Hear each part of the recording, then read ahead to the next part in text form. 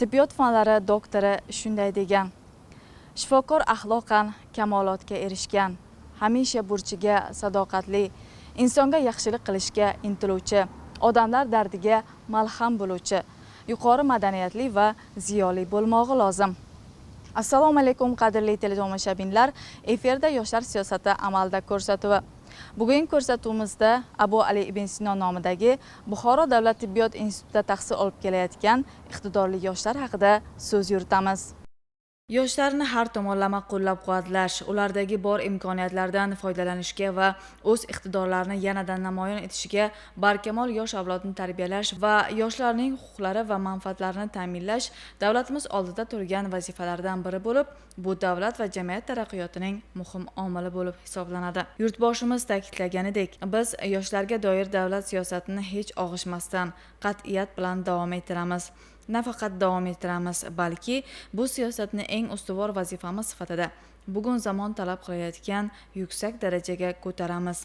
Yoshlarimizning mustaqil fikrlaydigan, yuksak intellektual va ma'naviy salohiyatga ega bo'lib, dunyo miqyosida o'z tengdoshlariga hech qaysi sohada bo'sh kelmaydigan insonlar bo'lib kamol topishi, baxtli bo'lishi uchun davlatimiz va jamiyatimizning bor kuch va imkoniyatlarini safarbar etamiz. Abu Ali ibn Sino nomidagi Buxoro davlat tibbiyot institutida 8001 nafar yoshlar tahsil oladi. Ularning iqtidorini yuzaga chiqarish uchun ilmiy rahbarlar ham biriktirilgan. Jamoaviy ravishda yaqinda aprel oyida Moskva shahrida bo'lib o'tgan butun Rossiya bo'yicha va butun jahon bo'yicha o'tkazilgan xirurgiya olimpiadasida qatnashdik jamoamiz bilan va faxrli birinchi, ikkinchi o'rinlarni olib keldik. Nima bo'yicha? Xirurgические инструменты, neyroxirurgiya hamda kardioxirurgiya, dismurgiya hamda pirogov stoli bo'yicha ham natijalarga erishdik. Birinchi va ikkinchi o'rinli natijalarga erishdik. Kelajakda shu xalqimizga va vatanimizga yaxshi xizmat qiladigan shifokor bo'lib, o'z ishini mutaxassisi bo'lish. Kitob insonni komillikka yetaklaydi. Hayot qoidalari yashash san'atini o'rgatadi. Kitob bilim beradi. Ilm esa ziyo, nur, ma'naviy quvvat demakdir. Kitob insoniyat ongli hayoti va ma'naviyat olamining bosh timsollaridan sanaladi. Kitob bilim manbai, insoniyat to'plagan hikmatlar xazinasi, ijtimoiy ong mahsulidir. Oliygohda talabalar darsdan bo'sh vaqtlarida kitob mutolaa qilishmoqda. Bu esa ularning dunyoqarashini kengaytirib, tafakkurini boyitadi. Hozir biz yoshlarni suhbatga tortamiz. Hozir siz qaysi kitobni mutolaa qilyapsiz? Topic Diagnostic of Neurology kitobi neurologiyadan o'zimizdan ustozlar tomonidan yozilgan ingliz tilidagi ilk kitoblardan biri. Meni xursand qilgan tarafi o'qituvchilarimiz tomonidan xorijiy tildagi adabiyotlarni yozilayotgani. Bu esa yoshlarni xorijiy tilni o'rganishga va shu bilan dunyoviy bilimlarni ko'proq o'rganishga tibbiyot sohasidagi hissa qo'shadi deb o'ylayman. Bundan tashqari yana qaysi kitoblarni mutolaa qilib turasiz? Bundan tashqari Ibn Sino kutubxonasidan badiiy asarlarni ko'p mutolaa qilib turaman. Meni eng yaxshi ko'rib mutolaa qiladigan kitobim Bulgakovning Usto Margarita asari va It yurak asari. Bundan tashqari yaqinda buyurtma berdim. Katta o'yin kitobi Buyuk Britaniya va Rossiya imperiyasini geosiyosiy kurashlar O'rta Osiyoni egallash va Afrikani egallash bo'yicha shu kitoblarni mutolaa qilaman. Kayla shu paytlar Jalon Joliyevning Qo'rqma kitobini o'qidim. Bu kitob qatag'on siyosati hamda jadidlarning taqdiri hamda Germaniyaga ketgan 50 ta yosh talabasining taqdiri aks ettirilgan. Bunda ularning o'sha davr qiyinchiliklariga qaramasdan yurtini qutqarish uchun bo'lgan ilmga qiziqishi tasvirlangan bo'lsa, biz hozirgi yoshlarimizga o'rnak bo'ladi deb o'ylayman. Buxoro davlat tibbiyot instituti talaba yoshlarning yutuqlari bisyor.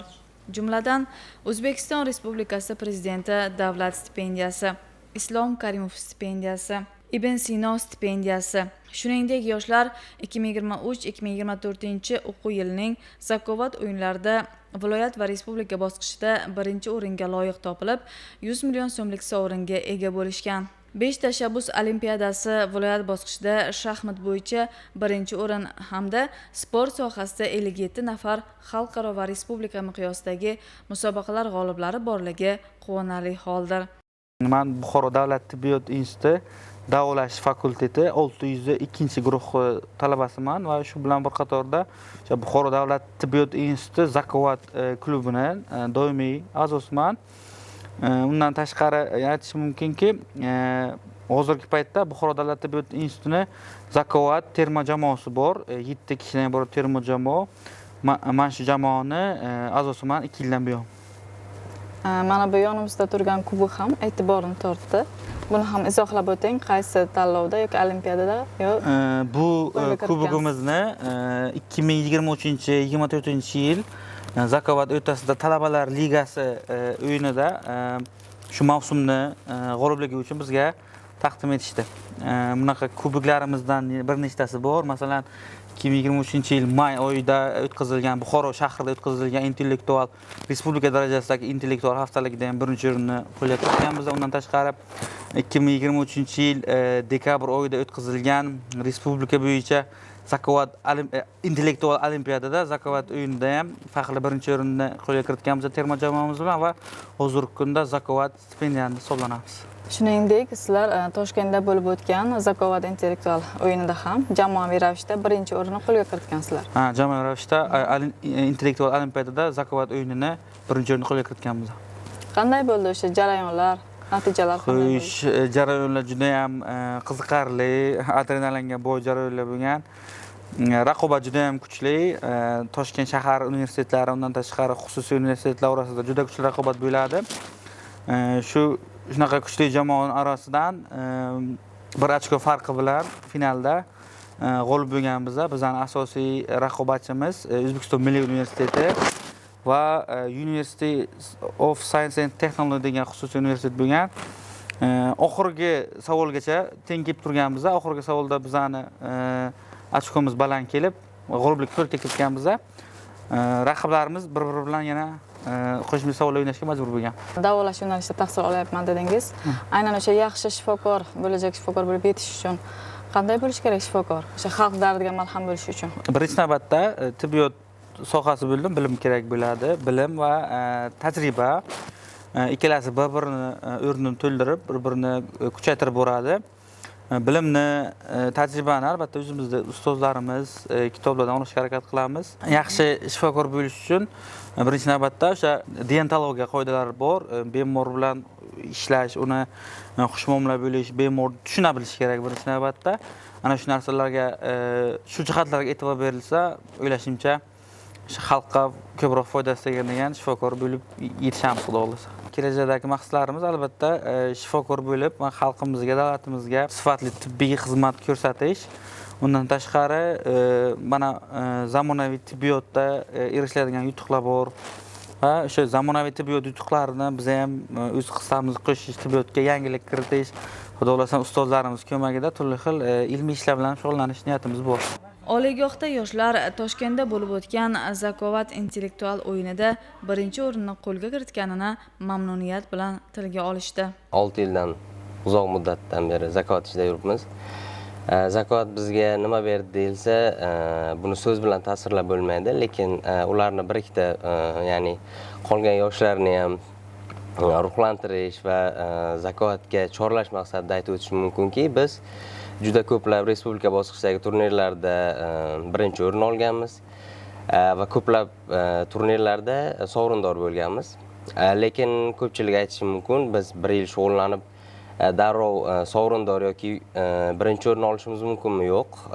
Biz ham 3-4 yil davomida qatnashib, musobaqalarda ko'p holatlarda yutuqli o'ringa 1 ball, 2 ball yetmay qolgan paytlar bo'lgan. Lekin bu nima deydi, omadsizlikda bizni sindirib qo'ymadi, bizni yanada kuchli qildi va mana hozirga kelib biz jamoadoshlarimiz bilan birgalikda mehnat qildik, harakat qildik va ustozlarimizni, institutimizni yaratib berilayotgan sharoitlar natijasida biz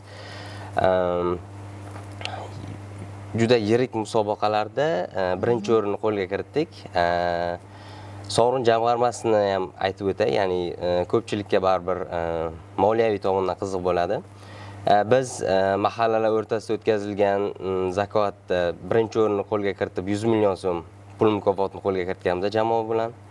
va Buxoroda o'tkazilgan haftalik turnirda 50 millionni yutganmiz. Birinchi o'rinni qo'lga kiritib va 2023-yil dekabr oyida o'tkazilgan Zakovat intellektual olimpiadasida Zakovat yo'nalishi bo'yicha birinchi o'rinni qo'lga kiritdik va 100 million so'm pul mukofotini qabul qilib oldik va talabalar ligasida o'tgan yil ham sovrindor bo'lgandik, ikkinchi o'rin bo'lgan edi. Bu yil esa birinchi o'rinni qo'lga kiritib mana kubokni olib keldik institutimizga. Va bu natijasida bizga Zakovat intellektual ya'ni Zakovat NNTT jamoasi tomonidan bizni Kindle book readerlari bilan taqdirlashdi. Va shuni aytib o'tishim mumkinki, Zakovat intellektual olimpiadasini birinchi o'rinni qo'lga kiritganimizdan keyin biz 1 yil davomida Zakovat stipendiyasini qo'lga kiritdik. Har oy davomida bizga Zakovat stipendiyasi hisob raqamlarimizga ko'chirib beriladi. Va yaqinda intellektual olimpiadani yutganimiz uchun bizni institutimiz tomonidan vazirlikning buyrug'i asosida bizni Turkiya davlatiga amaliyot uchun yuborishdi. Turkiyaning Anqara shahrida Sog'liq bilimlari universitetida biz amaliyot o'tadik. Va yana qo'shimcha biz borgan paytda u yerda o'tkazilayotgan sport festivalida ham ishtirok etdik. Unda ham bir jamoadoshimiz shaxmat bo'yicha birinchi o'rinni qo'lga kiritdilar. Bu yerda ko'rishimiz mumkinki, zakovatchi bo'lish uchun hamma sohadan xabardor bo'lish kerak, bilim bo'lish kerak. Zakovat bizga nima berdi desa, yana shifokor inson baribir har xil sohadagi insonlarni, patsientlarni davolaganligi uchun har bir sohadan biroz bo'lsa-da dunyoqarashga ega bo'lish kerak. Mana shu natijasida bizda nima deydi, Zakovat bizga dunyoqarashimizni kengaytirish va bemorlar bilan aloqani silliq kechishini ta'minlab beradi. Biz mana hozir men o'zim magistratura yo'nalishida o'qiyapman. Institutni bitirgandan keyin ham masalan Zakovatni tashlab qo'yish bo'lmaydi va o'zimiz bitirganimizdan keyin ham institutni Zakovat salohiyatini oshirish maqsadida o'zimizdan ya'ni yangi avlod ham qoldiryapmiz. Bu hammasi institutimizning rivoji uchun, o'zimizni davlatimizni rivoji uchun qilinayotgan ishlar. Zakovat jamoaviy o'yin va jamoada 6 ta asosiy o'yinchi va bitta zaxiradagi o'yinchi bo'ladi. Ya'ni mana shu jamoada har bir bilimdon uchun ma'lum bir o'zi qiziqadigan soha bo'lib beriladi. Ya'ni har bir Zakovat bilimdoni o'zini sohasi bo'yicha, o'zi qiziqadigan soha bo'yicha o'sha sohada yuqori bilimga ega bo'ladi va mantiqiy fikrlash bu yerda mana shu olingan bilimlarni to'g'ri joyga qo'yib savolga javob topishda foyda beradi va talabani umumiy bilimdonni fikrlash qobiliyatini, mahoratini shakllantiradi. Yaqin kelajakda chet davlatga borib, ya'ni meditsina sohasida o'z mutaxassisligimni olib, ya'ni mutaxassis bo'lib, tibbiyot yo'nalishida mutaxassis bo'lib, ya'ni vatanimizga qaytib kelib, vatanimizni rivojlanishi uchun, vatanimizni gullab yashnashi uchun, yoshlarimizni yanada ilmga qiziqishlari uchun va xalqimizni sog'ligi uchun yaxshi mutaxassis bo'lib qaytib kelish niyati bor. Aqliy salohiyat yoki intellekt bilim olishga bo'lgan qiziqish va salohiyatining o'ziga bo'lgan ishonchning yuqoriligidir. Iqtidor bu intellektual imkoniyatlar va talabchanlik majmuidir. Insonning sifat jihatidan yangi pog'onaga ko'tarilishini va uning o'ziga xos faoliyatini ta'minlovchi umumiy xususiyatdir. Buxoro davlat tibbiyot instituti davolash fakulteti birinchi kurs talabasiman. Bu yilgi Buxoro davlat tibbiyot institutida bo'lib o'tgan Abu Ali Mesno nomidagi xalqaro olimpiadada qatnashdim. Tibbiy kimyo fanidan qatnashdim va faxrli birinchi o'rinni qo'lga kiritdim. Olimpiada juda yuqori kayfiyatda bo'lib o'tdi. Olimpiadada biz chet eldan kelgan talabalar bilan birgalikda fikr almashdik va bilimlarimizni sinovdan o'tkazdik. Olimpiadada yuqori kurs talabalari ko'pligi bizni quvontirdi, chunki ulardan yo'l yo'rig'ini, qanday tibbiyotda, qanday yuqori yo'nalishlarga yuqoriga ko'tarilish kerakligini, qanday poydevor qo'yish kerakligini hammasini o'rganib oldik. Men oldin ham o'zim institutga kirishdan oldin ko'plab olimpiadalarda qatnashganman va xalqaro olimpiadalarda bronza va kumush medal sohibi bo'lganman, lekin bir marta birinchi o'rinni olmagandim, lekin mana talaba bo'lganimdan keyin birinchi o'rinni olish nasib etdi. Bunda ayniqsa ustozlarning roli katta. Bu yerda ustozlarim Javohir Karimovich bilan birgalikda doimiy birga laboratoriya mashg'ulotlari olib bordik va yuqori kayfiyatda tayyorlanib, olimpiadada birinchi o'rinni qo'lga kiritdik. Bundan keyingi harakatlarimizni ham davom ettiramiz va yurtimiz ravnaqini ko'tarishda davom etamiz. Yigit-qizlar nazariy olgan bilimlarini amaliyotda tatbiq etishadi. Birinchi o'rinda bemor hushsiz holda bo'lganda birinchi yordam ko'rsatish jarayonlari, yurakni faoliyatini bir maromga keltirish bo'yicha amaliyot o'tkazildi. Davolash yo'nalishi bo'yicha tahsil olyapman. Birinchi kurs talabasiman. Bu yerga o'qishga kirganimdan juda ham xursandman. Shart-sharoitlari, simulyatsiya markazlari, klinikalar juda ham yaxshi bo'lgan. Taxlangani juda chiroyli qilib taxlangan. Bizga shart-sharoitlar juda ham yaxshi. Uydagilarim shifokor emaslar, lekin shu ko'rib shifokorlikka qiziqqanman. Ko'plab imkoniyatlar yaratildi. Amaliyotlarni mobil akademiyalar qilib ham biz boshqa davlatlarga borib kelyapmiz. Shu narsa uchun rahbarimizga, yurtboshimizga rahmatim aytib qo'lardim. O'zimizda bo'lib o'tgan Nauka Uspexa degan nimada ikkinchi o'rinni oldim. Toshkentga bo'lib o'tgan nima konferensiyada uchinchi o'rinni, keyin Moskvada bo'lib o'tgan xalqaro konferensiyaga o'rinlarni olib kelyapman. Yaqinda bo'lib o'tgan Italiyada bo'lib o'tgan konferensiyada ham faxrli o'rinlarni olib kelyapman. Kelajakda maqsadim shu juda yaxshi xirurg bo'lish. Iqtidorli yoshlar Turkiyaning Anqara shahrida bo'lib o'tgan talabalar sport festivalida ishtirok etib qaytishgan. Festival tafsilotlari haqida talabalar o'z fikrlarini bildirishdi. Barchinoy, siz Buxoro davlat tibbiyot institutida qaysi yo'nalishda tahsil olib kelyapsiz? Men Buxoro davlat tibbiyot institutining 433-guruh pediatriya yo'nalishi talabasiman. O'tgan o'quv yilida bo'lib o'tgan respublika bosqichdagi zakovat musobaqalarida jamoamiz bilan birinchi o'rinni egallab keldik va Sog'liqni saqlash vaziri tomonidan yutuqni qo'lga kiritdik. Bu chet elda amaliy malakamizni oshirish uchun yo'llanma bo'ldi va o'tgan o'quv yilida biz jamoamiz bilan birgalikda Turkiya Sog'liq bilimlari universitetida amaliyot o'tab keldik. Biz u yerda nafaqat amaliyot o'tadik, u yerdagi sport festivallarida ham faol qatnashdik. Men va jamoamizning a'zosi shaxmat bo'yicha ikkalamiz ham birinchi o'rinni egalladik va bizning institutimiz shaxmat bo'yicha jamoaviy birinchi o'rinni qo'lga kiritdik. Aynan o'sha Turkiyadagi taassurotlar qanday bo'ldi? Raqobatchilar bo'ldimi? Boshqa davlatlardan ham juda ko'p raqobatchilar keldi, hayajonlarga to'la, turli xil taassurotlar bilan qaytib keldik. Amaliyot ulardan turli malakalarimizni oshirib keldik.